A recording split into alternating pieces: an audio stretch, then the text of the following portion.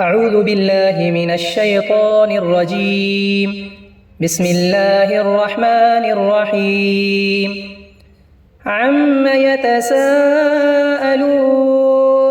عن النبأ العظيم الذي هم فيه مختلفون.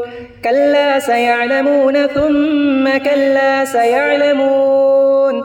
ألم نجعل الأرض مهادا والجبال أوتادا وخلقناكم أزواجا وجعلنا نومكم سباتا وجعلنا الليل لباسا وجعلنا النهار معاشا وبنينا فوقكم سبعا شدادا وجعلنا سراجا وهاجا وأنزلنا من المعصرات ماء ثجاجا لنخرج به حبا ونباتا وجنات ألفافا.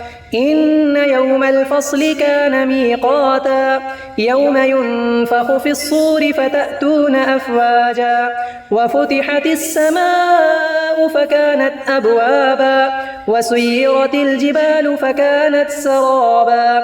إن جهنم كانت مرصادا للطاغين مآبا لابثين فيها أحقابا.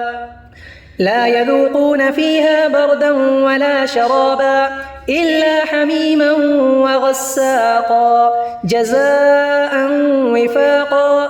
إنهم كانوا لا يرجون حسابا وكذبوا بآياتنا كذابا وكل شيء أحصيناه كتابا فذوقوا فلن نزيدكم إلا عذابا. إن للمتقين مفازا حدائق وأعنابا وكواعب أترابا وكأسا دهاقا لا يسمعون فيها لغوا ولا كذابا.